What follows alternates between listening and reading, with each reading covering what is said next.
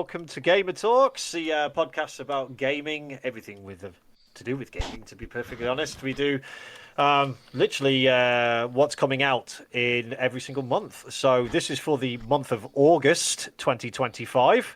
No mystery month this month. It's literally August. It always will be August, and every game is coming out in August is going to be on this podcast. So all except one game which has been moved back, but our boss man Mikey will talk about this because he is today with us as well. Yes, hello everybody. Welcome to the show. Thanks for tuning in. Hell yeah. So we are missing Buster. He is currently working. He's changed to a new job with new hours. So the podcast will be recorded at different times and released at different times, but you always try and make sure it's released on the first day of every month. So yes. Dunk is currently building his PC, as his PC is now no longer just a potato, it's a super potato now. No, it's not, it's a super potato. It's a super potato. Get some nice chips out of that one as well. Yeah, so he's literally installing everything on that, like, as we speak. So, and Andy is currently fixing his PC because he melted it. So it's so he's currently repairing that. So he's unable to join us, and just as always with these podcasts, doing it. Yes, from the phone. I know they've been given special leave for. Special leave, so I get all their biscuits for this month's podcast. So I'm looking forward to spending them on my belly. What kind of biscuits would you like? Surprise me, Mikey. You usually okay. I've got quite a lot I can choose from. So Hobnobs, because it breaks Dunk's heart. That's what you should go for. Yes. But we have a list of games going to do slightly different this month. Maybe from now on, we'll see, because the podcast can go on, can last, but they are obviously always enjoyable if you see them. Yeah. So what we're going to try doing is we're going to try and put the Indie Spotlight as a separate show, and I will release that later in the month. So we will do our games releasing in August separately, and that's what this one is. So what we're going to do, we'll do Exhibit A and B on this podcast going forward, and then Mikey, this month will be slightly different because we've only just decided to do it recently. So as he'll release the Indie Spotlight later this month, but going forward, he will do the same as with this. He'll do the Indie Spotlight separately and then release it around the same time as this one, because obviously it's the games that are coming out for that month. And I might join him on try maybe all of them, or just some of them. Mikey's always going to do it, but we might jump on with him as well, depending on whether it happens. So this month's Exhibit A and Exhibit B. We had to remove one though, Mikey, because it's been pushed back, he said. Yeah, Dying Light the Beast was set for this month, and it's been pushed back to December. September the 19th. So just the 1 month. Is there any particular reason for it? Is it like bugs or just? I don't say. No, it doesn't say. It just says it's been delayed, but I never saw any reason why. Basically, the game Dying Light the Beast, it was originally envisioned as a DLC for Dying Light 2. And then they decided to make it into its own game, and then they delayed that game. So there you go. But it doesn't actually say why. So that's a bit of a shame for Dying Light fans, but oh well. Well, it's pushed back a month, but rather release it to the best of their ability than release it too early and whatever reasons is wrong with it, buggy or anything like so. It is worth saying though that players who own Dying Light 2 Ultimate Edition will get it for free when it comes out. So that's nice. Well, there you go. So, happy days. So, they are thinking of their fans. So yes, the only catch about that is that you can't rush out and buy the Ultimate Edition now because it was removed from sale in September 24. So, you could only get it prior to that. So, it's a bit of a weird situation. But, yeah, they'll explain it as it gets closer to the release date. It's just tech labs and things. So at least it's just a month, and it's not like 6 months next year or anything like that. Like that's true. Has happened in the past. So it's just like more time to polish it off, you know. Which days. Is fine. I can live with that. So right. So what have you been playing then? I've been playing a lot of Banishers Ghosts of New Eden. I mentioned it before. and then I went a few months without playing it. But then I've been watching Andy stream, or was watching Andy stream before he broke his kit. And he's been playing that as well. And it's just a really good game, so it kind of got me wanting to go back to it, like a lust for it. And then I went back to it, and it's just a really good game. It's another Don't Know game who've done, Life is Strange, Tell Me Why. They did was it the Girl of Flaming Winter one, Jusant. I think they've done a Vampire Masquerade game as well. They've done loads of stuff. That second one's coming out at some point as well. It's a from what I've seen of it, it's a very good story. It's well acted as well. That I've noticed from watching. Very good story, very good actors' voices. It's just really well done. Shout out to High Arcade as well on Twitch. He reached affiliate last month as well, so he's now up and running. Big round of applause to him. Yeah. So he's oh wait. Right there. Yeah. There we go. So he's so well done to Andy for that. Good work. But he's streaming decent games. So he streams games from PC, PlayStation 5, and Switch too. So he was doing Ghosts of New Eden. Banishes, sorry, and it was on. I think he said it was on PlayStation Plus. Is that right? And the new Donkey Kong game on Switch too, as well. So he's so he's getting well played, well done for him. If you're wondering how he's been doing that, he bought something called a capture card, which you can use on any device. So you can do it on PC, on PlayStation, on Switch, whatever, and he can capture his footage and upload it to Twitch. So you can, if you've been following him, you can finally put a face to the voice. So a handy piece of kit. He bought a webcam as well. He's got the whole setup going, and then obviously, as you see, he got to the affiliate level as well, which is nice work, top work. So well done to him. So now we just need to get our channels to the same point, eh? So, there you go. But anyway, happy days to him. So, so is that all you've been playing, or? Mainly, I've not really played anything else for a considerable amount of time. I've just been working a lot. Obviously, I got some new furniture, so I've not really been doing a lot of gaming, watching TV. So that's the only real game I've been playing. Just chilling out a lot and stuff. What about yourself, Pook? Have you been playing anything noteworthy? Mainly, my main game is Death Stranding 2. So okay. I'm fully immersed into that. Absolutely loving it. Just absolutely phenomenal game. How long have you spent on it? Probably about 50 hours in now. Oof, that's pretty good. But I spent so much time on it. I try and get every square inch of the game. So I just love Kojima's mind, Kojima's world. So it's just brilliant. Yeah. So no spoilers. People haven't played it, but Mexico, you do the opening bit in Mexico. It's kind of like an introduction and like a reminder of the game and the mechanics and everything like that. And then when you actually go across to Australia, that's when it's actually the second game. It's like you see it where it's like the same as the first game in the sense of what you've got to do, the premise. But what they've added and the characters, the story and the acting and the music is just absolutely monumental. The Wood Kid has just done such a good job with it, and then he's still got some low raw tracks in there. God rest his soul. So I won't talk about it much because until I've actually gotten quite spoilers a lot out of the game, I'll talk about it more. But this is like set in the desert, different biomes, though, isn't it? Australia, so obviously Australia has its like desert size, but it's the whole of Australia you've got to do. So it's really quite large. It's massive, mate. So it's a lot to do, a lot to get lost in. So once I've done a lot more of it, then it's been out a few more months, then I'll talk about it a bit more. So apart from that, I played a little bit of Phasmophobia, a little bit. We played Repo the other night again. Repo was good fun. I played Dark Tide a couple of times with people. I also played Talisman last night with my brother. We wanted to play something a little bit more chilled, so we played that, and I finally won. I've never won on it before. Yes, so you got to the end.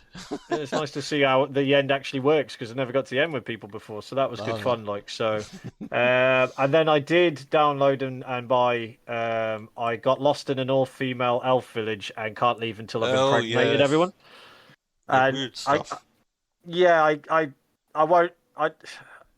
I like the laugh and joke, but it's got a lot of sexual content in it, very visual, and a little bit of it's quite rapey. So Oh, I didn't play it for very long. So how Twisted, the Gamer Talks community know that I am. It was even too much for me. So if it's something that you might be interested in, then I'd say go for it. But make sure you're over 18. Yeah. And it's a lot. If Dunk was here, he could tell you because he watched me play it for about an hour and he was like, "What the fuck am I looking at?" Yeah. And also the game that we talked about on the podcast, I think it was maybe a year, possibly 2 years ago when we first found it, and it was accidental. And it's a game called I Am Jesus Christ. Oh, Um, yes. the demo dropped like last week in July, so I haven't played it yet, but I was going to play it to see what it's like, and it's supposed to be released in quarter four this year. So I'm really, I don't know, I don't even care what it's about. I just wanted to just buy it and play it because I just don't know why. It's always stuck with me. So I'm definitely just like want to be Jesus, yeah. Yeah, and I'm going to stream that one as well. So Brilliant. I'll actually come back to streaming when I actually pick a game that I want to share. So Well, I'll but watch yeah. that, yeah. But that's about it, really. I haven't really been playing much. Like I say, I've just been working a lot, qualifications, redoing qualifications, and Yeah. new van for work, and a lot of different stuff that's all going on for me at the moment. It's quite intense. So Yeah. there you go. Did you see the thing, just while you're talking about sexual content and shit, about a bunch of games from Itch and Steam got removed because of their sexual content, because there was some kind of outcry from the payment providers or something. I don't know all the details. Don't know if there's any type of sexism or prejudice or ways of if it's like that one, if it can be quite rapey, it can affect people and stuff like that. Like so, I've not heard of that happening, but if they've taken them off for a reason, then it must be for a reason. If it's just woke bullshit, just like people complaining for the sake of complaining, it's a bit harsh, but it is what it is. But if it is for a general reason, then yeah. That's why they've been removed. I mean, I need to read up more on it, but I saw a story this morning about it, and I just wondered if you're aware. But anyway, that's not for you to worry about. So let's talk about some games instead. No, I do play some pretty fucking savagely twisted games, but I haven't found any that have been, some I haven't even spoken about on the podcasts for obvious reasons because it might be too much. And but it's So but no, he's next got never to pay enough. himself. I'm not that dark and twisted, but I'm a little bit. So a little bit. Bordering. Anyways, so we got August Exhibit A. We got 3 games for you in Exhibit A, and then we got about 6 in Exhibit B to talk about, and an honourable mention. I've only got 1 this month, and that's just because today I think it dropped for a release this month, and I didn't even know about it till today. So, but like you say, we had 4. Obviously, Dying Light: The Beast was cancelled until next month, so we'll talk about that next month. So let's focus on this month, and we've got Mafia: The Old Country. Now, John has been waiting for this for a while. Andy said he was wanting to play this. Dunk might actually be able to play this now as a result of his new Super Potato. And I want to play this as well because I really enjoyed the Mafia series. Oh, the Mafia games are brilliant. I even enjoyed the 3rd one. Like a lot of people I thought the 3rd one was good. It was a bit repetitive at times. It was a bit repetitive at times, but it was a good game. It was really good. Yeah, I liked it. It's mainly the music that kept me going because it's all 60s music, isn't it? So the settings in the Mafia games and the sounds and everything's always excellent, I think.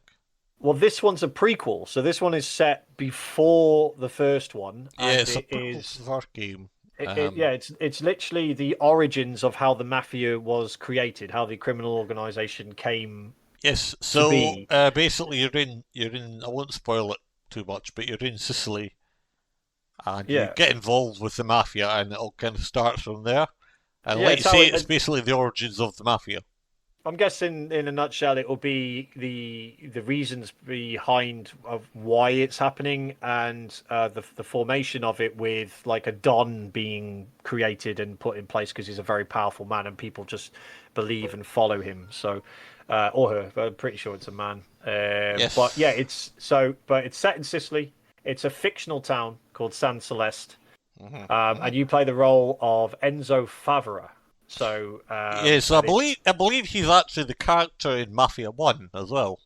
Yeah, he rises through the ranks of the Torrizzi crime family, so the underworld of it. So it's set in the early 1900s.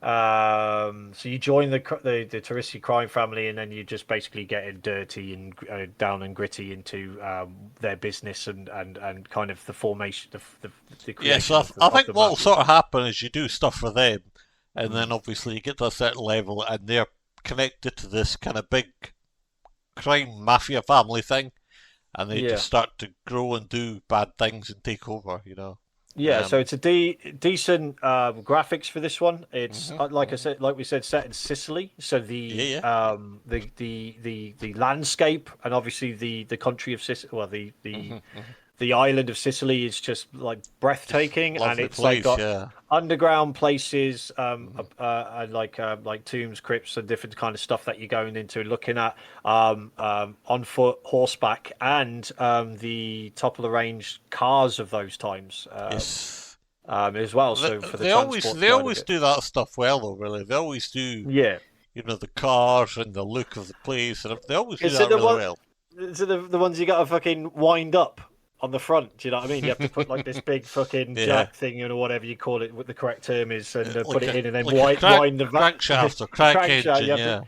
You have to crank that motherfucker to get it going, But it looks stunning, and I think it's probably going to be the game of the month, to be honest. Definitely the month. Yeah, it looks really good, I must say. Like you say, the setting and then also the character. Obviously, it's nice that it continues into the main games as a Bond. Graphically, it looks pretty good. Obviously, it's a good setting. It's a good story. We all kind of know what it is, but the Origins will be interesting to kind of see how it starts and how they.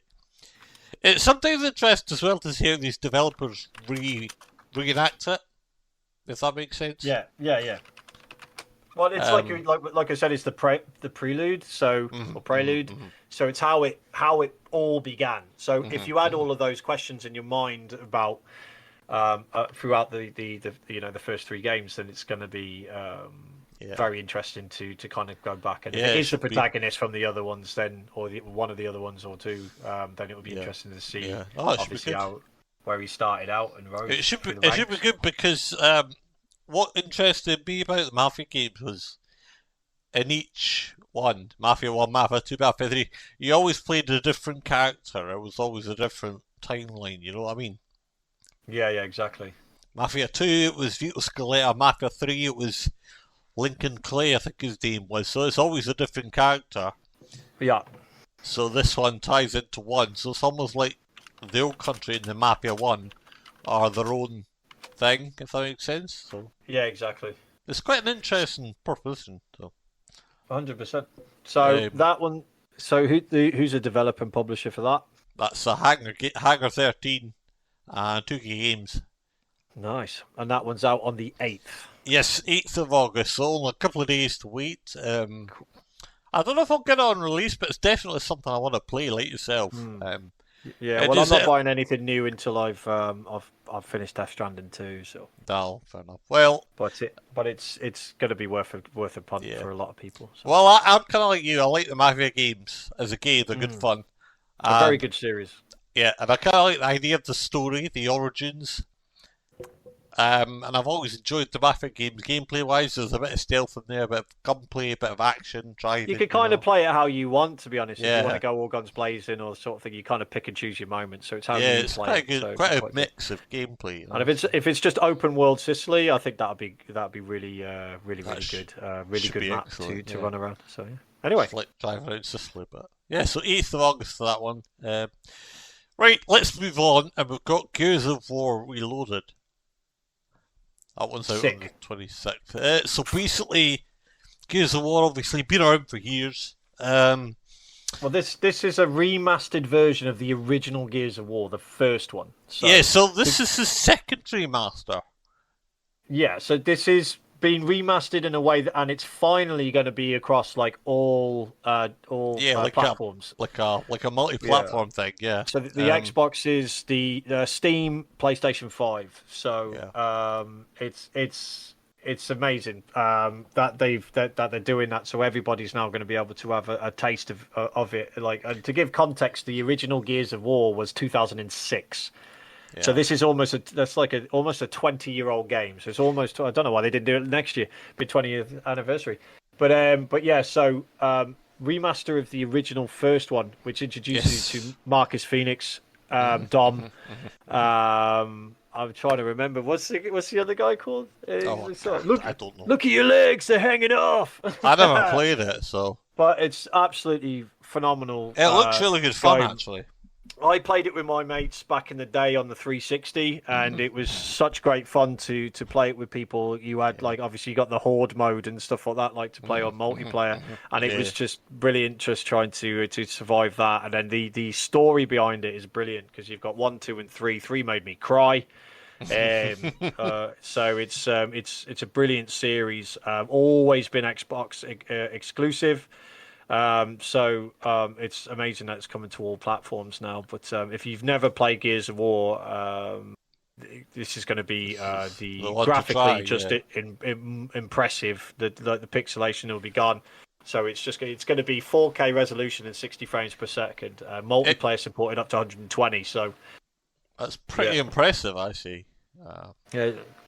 Improved performance, you see. HDR and Dolby version for that HDR supported and compatibility as well. So, and the VRR is supported for smoother gameplay as well for most monitors. 4K support is like it's because you can get now, So that's going to be pretty good. During the original on the 360, it had a lot of load times. So during the campaign, it would have a lot of loading in order to prepare the game for the next section, whereas this doesn't have that anymore. It's gone. It's just continuous flow of the gameplay of the story. So it's going to be how it's kind of always was intended, but they didn't have the technology back then for it. I think it's just the speed of memory and things now, drives and so on. But yeah, I watched it yesterday. It looks really impressive. There is multiplayer there as well, obviously. It will be cross-platform by the looks of things as well. Yeah, it's good that it's going to be on all platforms as well. It's got the bonus campaign act with it as well for the campaign, and the multiplayer has all the maps and all the modes as well. So it's got all the previously released, extra bits. So it's cross-plat and cross progression as well. So excellent, that'll be awesome. That should be awesome. Just a quick shout out to Xbox PC players. It will be, of course, on Game Pass Day 1, so you can try it before you buy or whatever as well. Which is the sort of thing I do. I like to try something if I'm not sure and then decide if I want to buy it or whatever. So, you can do that. But just separately, Xbox are doing a lot of this, releasing games across multiple platforms, aren't they? Obviously, did the same with they're doing the same with Outworlds 2. They did the same with Grounded 2 as well as this one. They've got no original games, have they, themselves? So they're making money by just selling them to their competitors, I guess. Well, there is partly that, but I think there's also the thing that was it Andy, aka Hierarchy, was saying that a lot of consoles now are basically just computers in a box. Yep. So what's going to happen is it's basically all going to be PC games. Pretty much. And then you're just going to have like your PlayStation brand of PC, your Xbox brand of PC, whatever. Yeah. And then the only different thing is the Nintendo Switch. Yeah. Because that's its own thing, Well, Switch 2 got several games on launch day from across other platforms, so we discussed that in last month's podcast, so the Mystery Month podcast. So if you go back and listen to that, you can listen to what we had to say about the Switch 2 and its games. So. Indeed. But with Gears of War, just in case you haven't heard of it before or anything about it, the Gears of War series. So there's not just this game. There's about 5 games, I think, up to Judgment. I can't remember if there was one afterwards. 4 or 5, yeah. So I definitely played the first three. I didn't really play it after that. After I cried in the third one, that was me done. So, but the Gears of War series, it tells the story of humanity's struggle for survival on the planet Serra, primarily against the Locust Horde and later the Swarm. The conflict begins with the Pendulum Wars, a brutal 79-year conflict between the COG and the UIR factions over resources. 79 years. Specifically, the energy source emulsion. This leads to the discovery of the Locust, a subterranean race that emerges to attack humanity on Emergence Day or E-Day. The story follows various Gears, particularly Marcus Phoenix and Dominic Santiago, as they fight to protect humanity and uncover the secrets of the Locust. So basically, these guys are the hardest fucking bastards you've ever seen that just end up trying to take on this underground fucking horde and just Locust. So, but it's highly recommended for the story and the gameplay because, it was the first time that, for me personally, that just the satisfaction of cutting things into bits with a chainsaw on your gun is just never stops. So, happy days. Fun. So Gears of War Reloaded by the Coalition and published by Xbox Game Studios. That's out on the 26th. 26th of August, yes it is. So that should be good fun. I'll definitely give it a shot. I'm not a big shooter fan, as you know, but I kind of want to. Well, I smashed the series back in the day, so I won't be buying. It's on Game Pass for free, so I might do that. And if it ever drops in price, then I'll have a look at it. No, well, I've never played a Gears of War game, so I'm kind of looking at it and I'm like, it looks good fun actually. So it really is. It is a good fun. It flows. It's going to flow way better now with the graphics upgrade and So best way to play it. Right, third and final main game we've got this one: Metal Gear Solid Delta Snake Eater. Now we apologize. We'll apologize in advance. Andy would be way better qualified to speak about this game. We are not qualified as much as Andy to talk about the Metal Gear games. No, we're definitely not. That's like his favourite thing in the world. Yeah, so I've got a finger in Kojima. Andy's like elbow deep. So with past Kojima games, and obviously Metal Gear's his baby. So it's just it's literally So we'll do our best to portray to you what we know about this game and this sort of thing so. But it's apparently it's a remake of the 2004 stealth action game. So the third one, Metal Gear Solid 3 Snake Eater, and I think that was one. And I don't know if it was Andy's favourite, but I think he said I can't remember now if he said it was shit or good. I can't remember now, but I'm pretty sure he said the third one was really good. So it'd be really interesting to see what they've done with the remaster in this one. Yeah, but this one's on all platforms as well, apart from Switch. Yes, it's not on Switch. It is a remake of the 2004 game, like you said. So that's been a while. 21-year-old game. It was the first. Older than Gears of War. Well, but just a bit of background. So, Metal Gear Solid 3 was the first game chronologically. It was actually a prequel game, and it was set in 1964. Set during the Cold War era. Yes, so you played as a guy called Naked Snake, and you basically had to rescue a Russian rocket scientist. That was basically your job, and you had to during the Cold War, as you say, Soviet nuclear war, and you basically had to work through the United States suspicion amid the Cold War. Tactical espionage, pretty much. Yeah, sums it up very well. Pretty stealthy game. This is another one that I never played, but I'd like to try it. So I'll definitely see if I can find it somewhere, or give it a shot, or buy it, return it, or whatever. But yeah, it looks very good. Yeah, it utilises the Unreal Engine 5. It's got improved visuals, immersive stealth action, and refined gameplay mechanics. Like you said, set in the 60s during the Cold War, with his Naked Snake in the Soviet jungle. You've got to utilise, so you've got camouflage, close quarters combat, stalking, and other survival skills to navigate the environment and outsmart enemies. And then the core narrative of the original Metal Gear Solid 3 remains intact. So they've not made changes or anything like that. But you're experiencing his journey, including his confrontation with the boss, who's a massive, massive douche. Yeah, a massive douche. Just a quick thing, a quick branch off here. If you buy the PlayStation 5 or PC version, you get a mini-game called Snake versus Monkey. Which is that like... It's a mini-game. It's a mini-game crossover between Metal Gear Solid and Ape Escape. Well, I was going to say Ape Escape. I was going to say Super Monkey Ball, but it's Ape Escape. Ape Escape, yeah. So that's like a mini game you get in the PlayStation. Because obviously Ape Escape is a PlayStation Sony type game. But if you buy the Xbox version, you get a different game called Snake versus Bomberman. Bomberman, that's the one I was thinking of. So Snake versus Bomberman. So you get a different mini game depending on what one you buy. So that's kind of cool. On what platform you've got it on, pretty much so. And it's also got DLC as well. It's got all the original content, all the stuff added on. Improved visuals, like you see, Unreal Engine 5, fanciness, all the shit that we know they can do.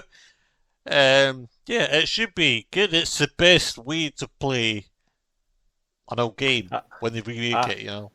And obviously someone at some point has disturbed Konami's deep slumber. And got his signature to sign this off, because it's both published and developed by Konami, so it's another one in their long-standing run with this game, because this goes back to the PS2. So I just wonder, because obviously it was started by Hideo Kojima when he was still at Konami. Oh yeah. I do wonder if they've looked at the success of Death Stranding and thought, let's make one of his games again. Or re-release it or whatever. And I do wonder if they looked at that, because Death Stranding 1 came out, obviously it was a huge hit. Not right away, but it became a huge hit. Made lots of money, really put him in the spotlight. I wonder if Konami have seen that and kind of thought, well, hang on a minute, we're sitting on a gold mine because all the Metal Gear stuff that he started belongs to us. He's got the rights or whatever to it, and I really don't think he gives a fuck about what Kojima's doing. Konami's good. He's solid. He'd probably be pleased that Kojima's doing what he's doing for himself and his own company. So, but it's Konami's. Yeah, Kojima's baby, Konami's. Yes, but no legacy. Konami's adult. Yes. So pretty much so. Metal Gear Solid Delta Snake Eater, 28th of August. 28th of August. That one. That's all the sort of main games we've got this month, obviously. Like I said, Dying Light's been pushed back. We don't really have any more, so let's move on to Exhibit B. And this first one's another Konami game. It is another Konami game. This one's a compilation game as well. This is called Gradius Origins. So basically basically what it is it's something like a Konami game, like you see. Basically what it is it's a compilation of 7 games previously in the Gradius series, which is a sort of side-scrolling shooting thing. A little bit like Pac-Man, I guess, in a way. No, not like Pac-Man. It's I can't remember what type of game it is, but it's like it looks like old Super Nintendo type style of games, where it's like left to right, ships firing in one direction, you turn the other way, that sort of thing, or you do bottom up, bottom of the screen, up the screen, basically taking on whatever comes onto the screen to destroy it with the type of weapons that you have, and I guess you upgrade them as you go. You get 2 ships, so I thought it was co-op, but it's actually just single player. So, but it's. Side-scrolling shooter genre, basically, it says here. So not the sort of thing I'm into, but people will like it. People follow these things.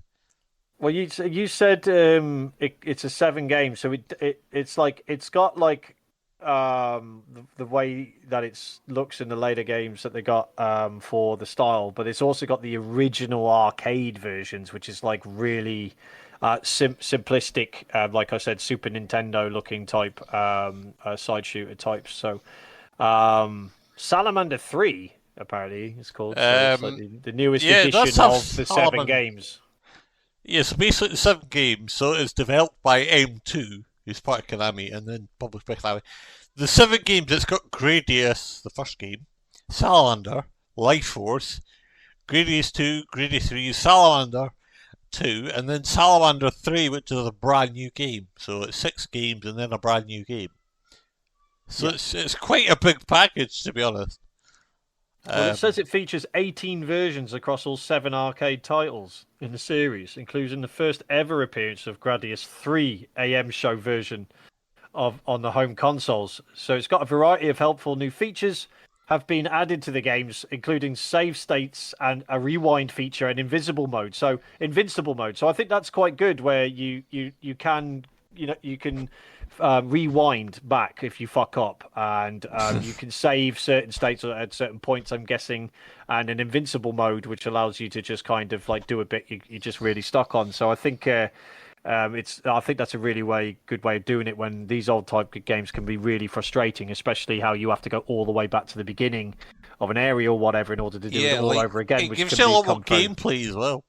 Yeah, so you don't have to play it with those features, but they're there for people who want to be able to like finish the game, and it's obviously quite challenging. Yeah, like but it has make it easier. Well, it has a training mode, so it lets you adjust the settings. So restart points, loop counts, the power-up statuses to help hone your skills to perfection. So you can just keep practicing it over and over again, areas, in order to get better. So that will allow you to, for certain aspects of the later games, that you've trained, basically be better in order to complete it. But it does look really good, but it just reminds me very much of 90s left to right shooting game. Yeah, there's a lot of I don't know if support's the right word, but obviously for retro games, a lot of people still want to play them, want to buy them. So some of them get re-released is obviously a good thing. Yeah. For me personally, I'm not a fan of that kind of space shooter game, but obviously people will buy them. So I think Dunk would enjoy this one. Maybe John, because it's like definitely from like their kind of era. Obviously, I'm not far behind them, but it's not my kind of game. It's definitely something my brother would love playing as well. So I think Andy would enjoy it, but yeah, it's obviously but very very stress-related game. It's very challenging. So it is. But yeah, so Gradius Origins, that one's out on the 7th of August. Yeah. Right, this next one is a Switch 2 exclusive, and I think it's brilliant. It's called Drag X Drive, I'm not sure how you pronounce it. And basically what it is wheelchair basketball. Yeah, it's people in wheelchairs, isn't it? Yes. Which I think is a brilliant idea, because it's like an inclusive game, if that makes sense. It's like, not every basketball game has to be superstars. You can have wheelchairs or whatever. It doesn't matter. And then obviously the wheelchairs, in a way, make it more fun, because there's people bumping into each other, dropping the ball. It rolls along the floor. It looks really, really good. Well, you need your hands to play basketball, your arms to play basketball, don't you? So, obviously the wheels replace your legs. So for the wheelchair start, but the gameplay of it looks fascinating. So you take the controllers off the Switch itself, and you put them on like a surface. So like your left hand controls the left wheel, and then your right hand controls the right wheel. And you're sliding them both forward. You know how you like move a wheelchair wheels like with both hands to go faster? You're doing that with the Switch controllers in order to pick up speed and pace. And then you're using if you lift it off the surface and then use it to shoot, you then shoot the basketball in.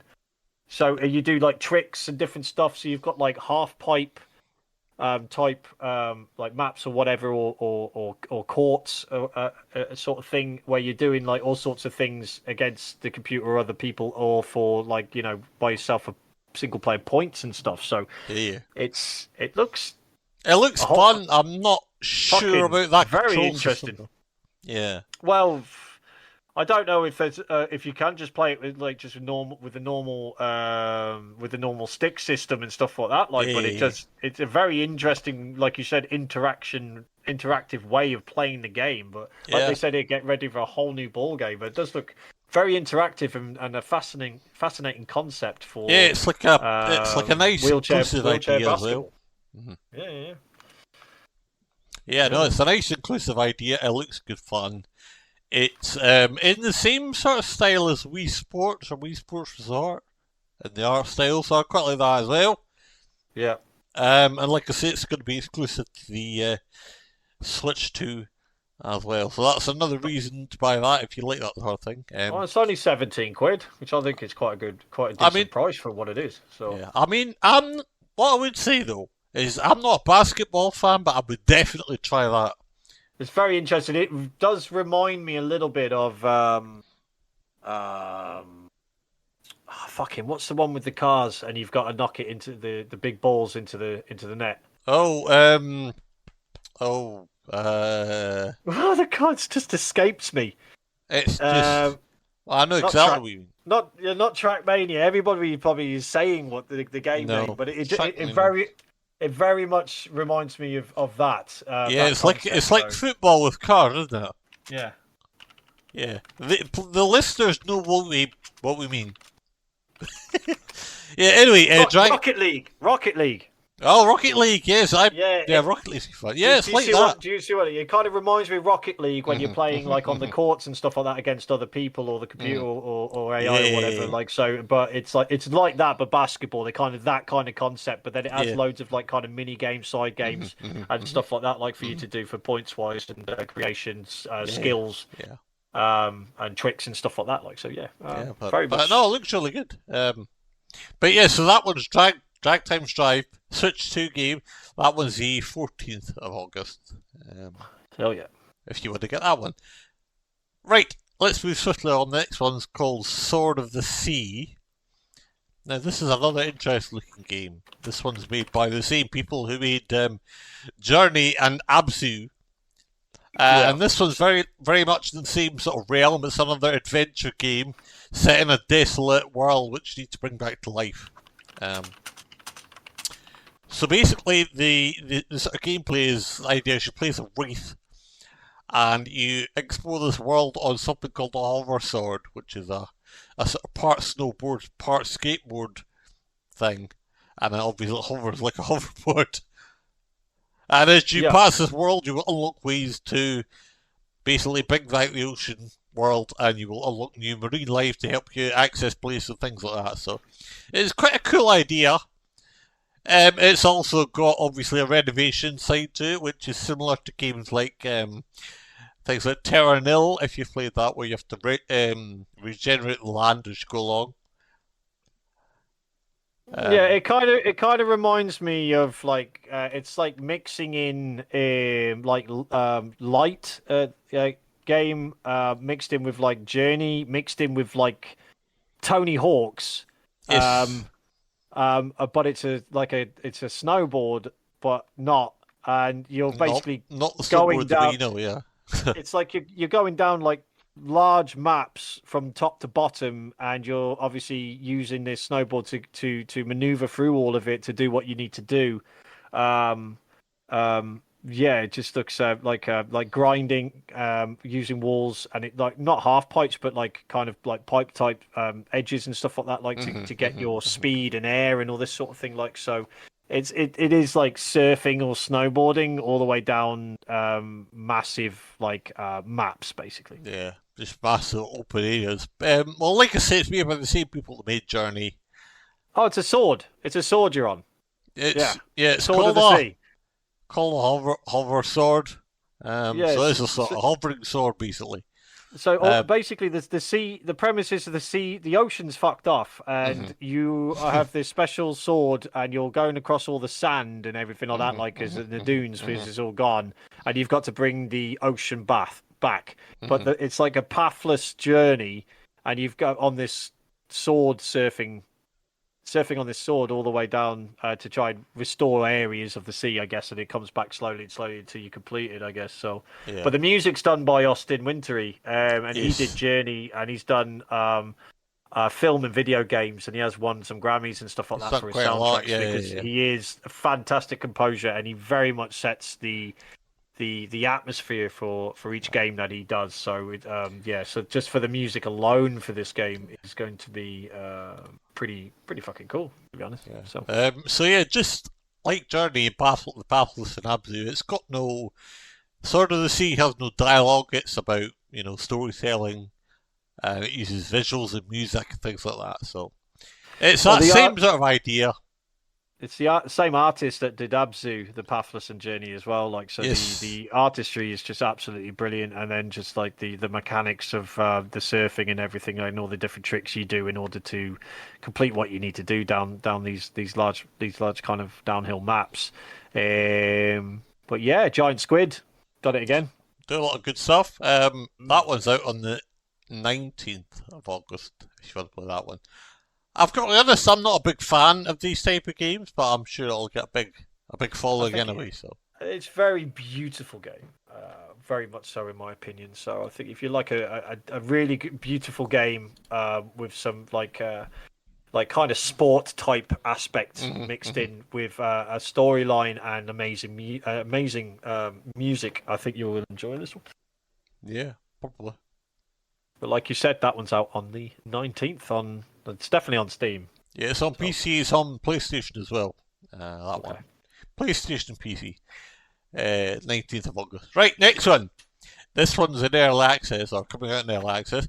It's called Void/Breaker. This one is an incredibly fast-paced first-person shooter. It's in the same vein as MMOs that we've seen. Obviously, there's a lot of first-person shooter MMOs out there. Firebreak just came out last month, I think it was. So it's in the same vein as a lot of those. It's incredibly fast-paced, like I said. It looks really good. It's in the style of, it almost reminds me of a comic book.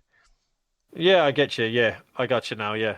It's kind of reminds me of a mixture of like Valorant, Portal, Doom, that kind of concept of a shooter game.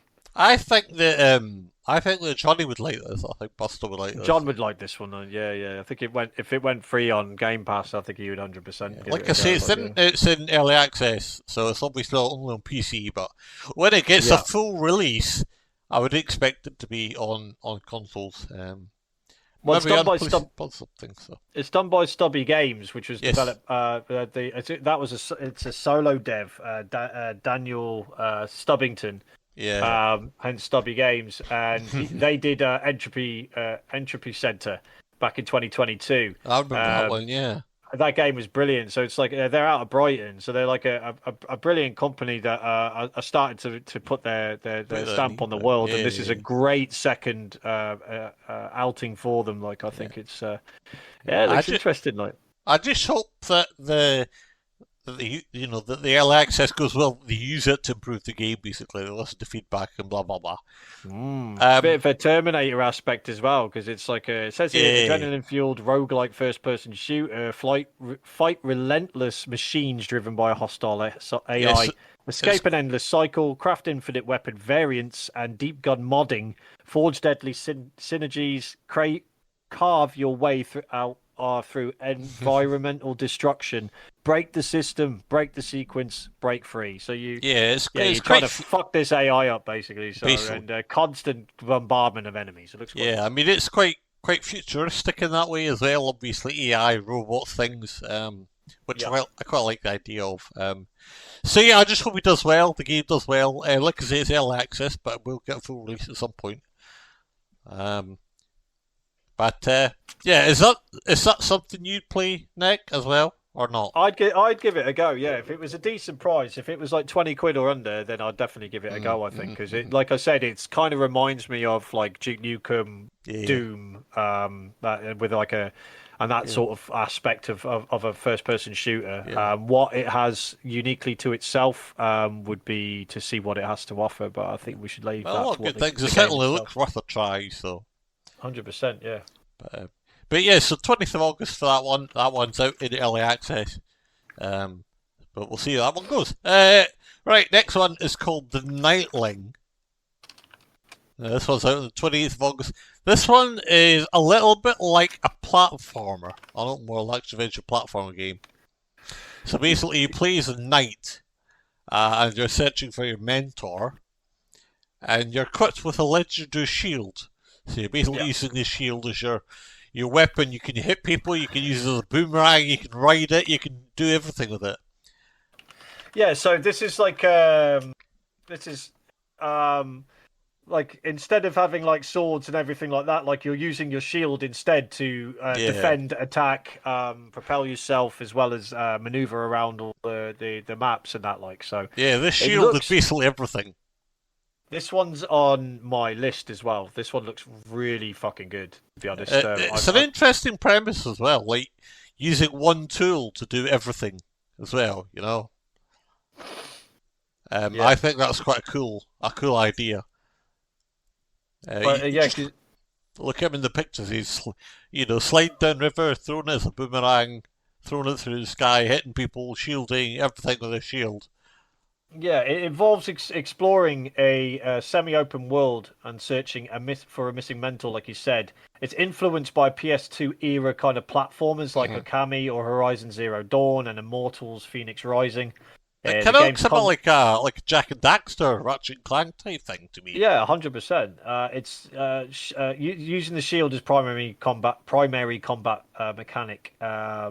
It's done by Twirlbound, and they're a Netherlands company.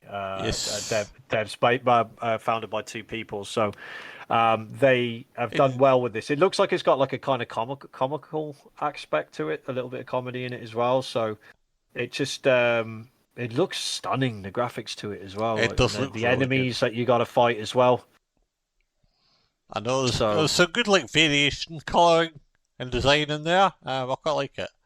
So. Well, it's like you're maneuvering through like four main areas, and you've got it's not just you can like. You've got like the areas, so you like, let's say you're using the shield to slide down like a type of mountains or hills and stuff like that, fighting as you go. You've also got to climb buildings and different stuff. You can jump off it and use the shield as like a kind of flight, like a kind of parachute or whatever, like, and then obviously then using that to maneuver, get around, as well as combat for fighting and defense as well, like so, powering yourself up. So it looks pretty cool, man. To be honest, so just to build on what you say, the world you're in is called Clesia, and it's basically split into four. Yeah, and it's basically split into four sort of biomes or zones, if you like, and you basically go through each zone, and you'll unlock things, meet enemies and stuff like that.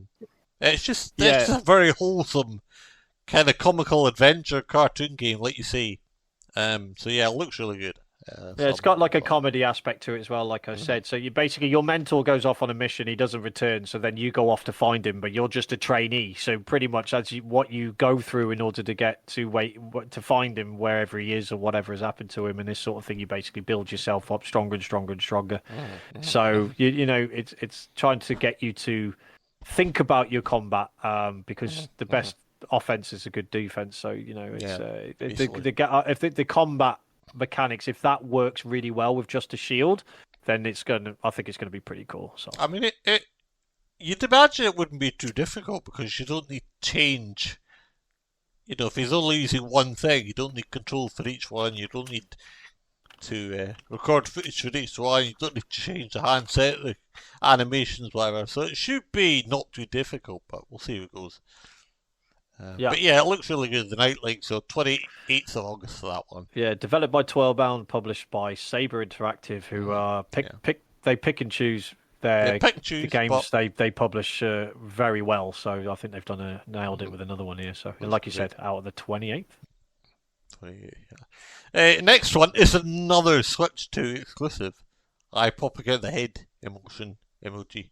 This is Kirby and the Forgotten Land. It's another Kirby game. But wasn't that out in 2022 though? There was a Kirby game, but that was a different one. This is Kirby and the Forgotten Land. This is a new one. I'm sure it's Kirby and the Forgotten Land, the new one. Have I fucked it up?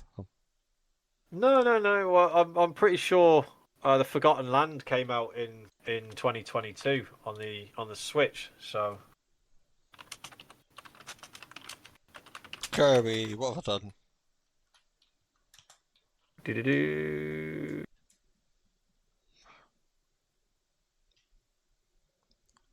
Yeah, so it's Nintendo Switch Edition plus the Star-Crossed World upgrade pack. Oh, Yeah, so it's like a Switch 2 upgrade thing. Yeah, it's like I guess like a remake. They like updated it, upgraded it for the Switch 2, basically. So you are correct. Yeah, so they've kind of they're re-releasing it with all the content and fancy shit and whatever. It's not the kind of game I'd play, obviously, if I had a Switch. It's kind of like, for people that don't play it, obviously, it's kind of like Mario, but dumbed down. It's more of a sort of kiddies approach, if you could call it that. Yeah. I play this with my nephew. He's absolutely obsessed with Kirby, like, so he's yeah. Yeah. It'd be good fun, but it's just not the sort of thing that I'm interested in. It's not for me either, but it is absolutely massive. Especially, and apparently, it's well renowned for men in their 30s playing it in Japan. So it is massively world renowned and massively massive for people in Japan, as well as kids all around the world as well. So, but it's they got the 3D world. So it's obviously 3D rather than the 2D Kirby titles. Story. So he's abandoned. An abandoned world where nature and civilization has merged. He's got all the Waddle Dees have been taken, so he's got to get them back. He can still inhale enemies and copy their abilities. Mouthful mode, unique gameplay mechanic where Kirby can transform into various objects by inhaling them. But you can utilize all these different powers in different ways in this new type of the game. Still got co-op play as well as with the bandana Waddle Dee and the exploration basically. So it's like it's brought into the 3D world and dimension, like so. Yes. But yes. I don't know enough about Kirby, but I know I've played it with my nephew, and it is good fun. The only negative I have is that Kirby can do all this different shit, but when you're playing as the bandana Waddle Dee, you literally all you do is just fight with a stick and that's it. And then if he goes too far, you just follow him everywhere. So it'd be nice to actually have a character that has its own traits and its own like unique abilities and stuff. But I guess it's like that for a reason, but I don't know. But yeah, anyway, Kirby in the Forgotten Land. That's the Switch 2, the sort of re-release edition. That one's out on the 28th of August as well. Yeah. Right, let's move on to one that I quite like the look of. This one's called Shinobi Art of Vengeance. Yeah, this is on my list as well. Yeah, so this is like your classic Shinobi game. Set is a 2D side-scrolling game. Left to right, baby. Yes, done by Sega and Lizard Cube. It is a Sega game, but it's focused on not hack and slash, but like fighting, kung fu stuff. There's no guns or any shit involved like that. Hell yeah, so it should be if you're a shinobi. Yeah, so it's actually done by the people that made Streets of Rage 4 as well, so they know what they're doing. Lizard Cube. Yeah. So it looks really good actually. I'm not a big Shinobi fan, but as a standalone game, I quite like the way the gameplay looks and the sounds and the visuals, and it just looks like a fun little game. I like these 2D side-scrolling games. They're good fun. Yeah, massively reminds me of Probotector again, like with this type of game. First thing I think of is that sort of thing. Like, but it's a 2D action platformer. So obviously left to right, but you can go right to left, up, and that sort of thing. And you using your kind of grapple hook and like sides of the screen to move up and get to where you need. You've got like a type of parachute type thing to glide down to platform surfaces and stuff like that. The combat, it looks really good with the fighting styles and stuff that it has. But it's hand drawn as well. So I think that just makes it all the more unique. But yeah, you have a glider and and ways of getting about the maps and stuff like that. Like yeah, no, it's good. It's not all like AI generated robotic crap. It's actually and the done by music, the somebody. soundtrack's sick as well. Oh yeah, it fits in with the flow of the game well. I think the music, Yeah.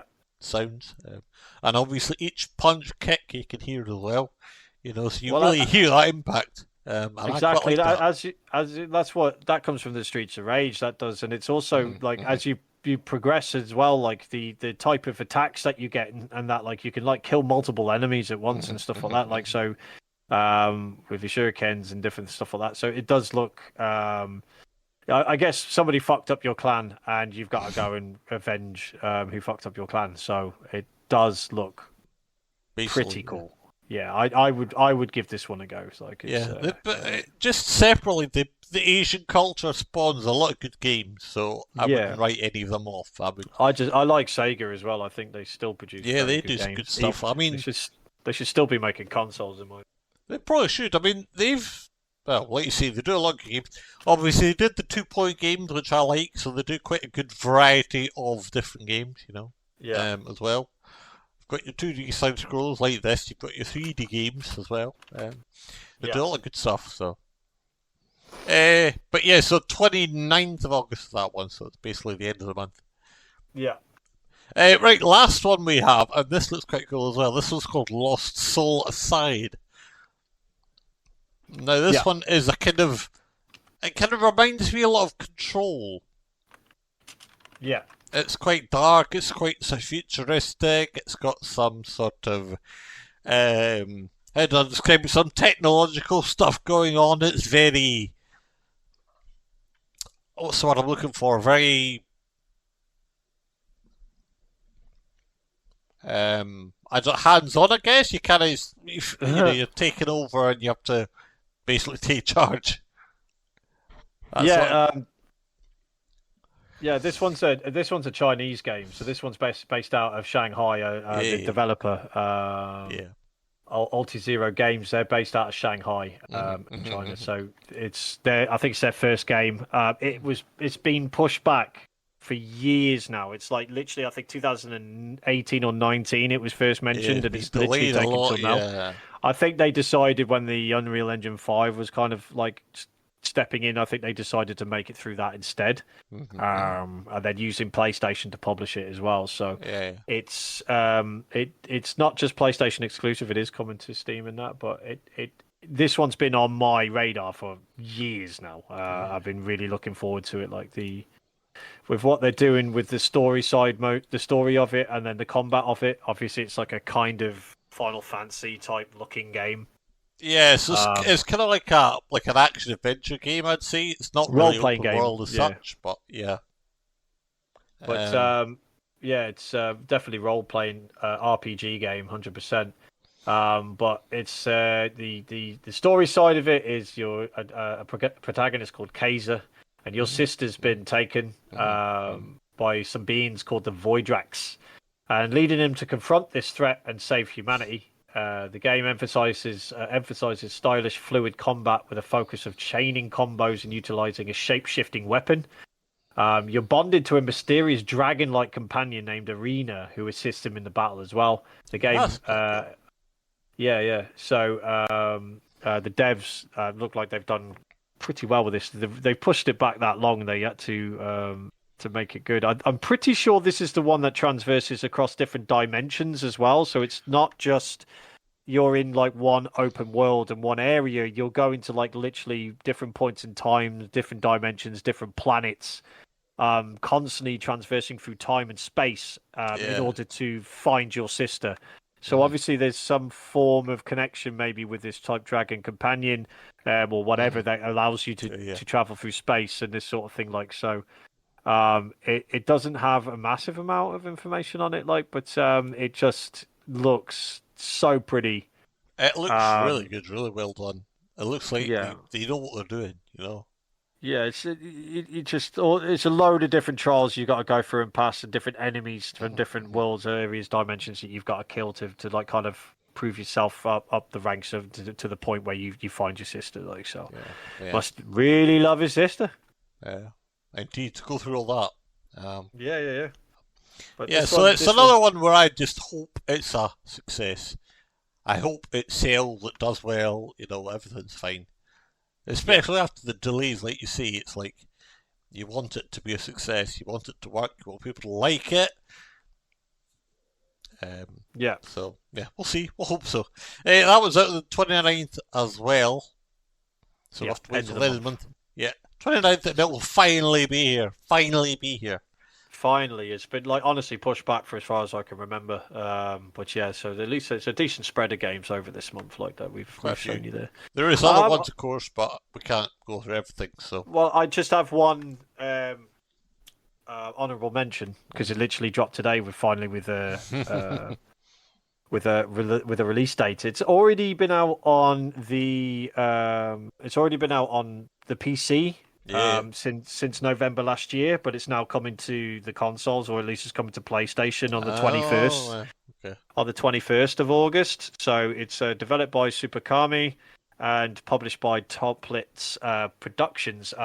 But yeah, if you type it in, Mikey, it's Sengoku Dynasty. I can't say I've heard of that one. Sengoku. Sengoku. Yeah, Sengoku Dynasty. It's on Steam. So obviously you'd know about it. It's already been out since November last year on PC. It is up to 4-player multiplayer co-op as well. So I was going to discuss with you guys, see if you'd be interested in playing it. But it's basically it's one where you build villages, you grow a community, and you shape the open world through combat or economy. So you can go like the trading route, peaceful route, or you can use the combat version to take what you want and get what you want and stuff like that. But it's literally across Japan, and it's like you're trying to build a dynasty. But you have feuds with other places and stuff like that come and get you and stuff like that. So play it solo or online co-op. So up to 4 of you can take on literally the world of Japan.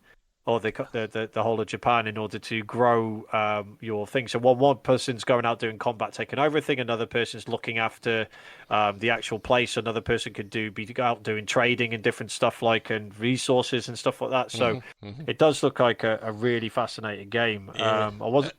It does look really nice, actually. Just it looks really polished and smooth on PC, at least. Yeah. It's basically the area of the world is ruined by famine and war, and then you have to then explore the open world in order to gather resources, craft, hunt, and build. Then automate your village production to survive and grow, to become stronger and better, and all this sort of thing. But it's basically an open world village builder. So it's just like a little bit of like Civilization or Age of Empires mixed with actual combat and harvesting and all this sort of thing. So yeah, it's very much. It's another one set in feudal Japan as well. That's always popular.